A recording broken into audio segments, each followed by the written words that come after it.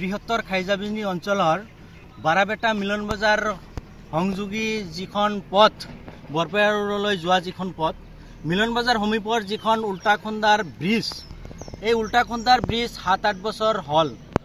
সেই সময়ৰ মাননীয় BTADৰ চিফ প্ৰমোদ হাগ্ৰামা মহিলাৰী ডাঙৰীয়াই এই দলংখনৰ কাম শুভাৰম্ভ কৰিছিলে, কিন্তু আমি দেখা পাইছোঁ তাৰ পিছৰ পৰা এই কামখন লেহেমীয়া গতিত চলি আছিলে, কিন্তু এতিয়া দেখা পাইছোঁ কাম একদম মোটামুটি 6-7 বছৰৰ পৰা বন্ধ হৈ আছে।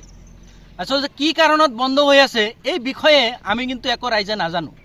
এই অঞ্চলৰ হাজাৰ হাজাৰ স্কুলীয়া ছাত্ৰ ছাত্ৰীসকল, হাজাৰ হাজাৰ কৃষক ৰাইজে এই ৰাস্তাৰে যাতায়াত কৰিবলগীয়া হয়।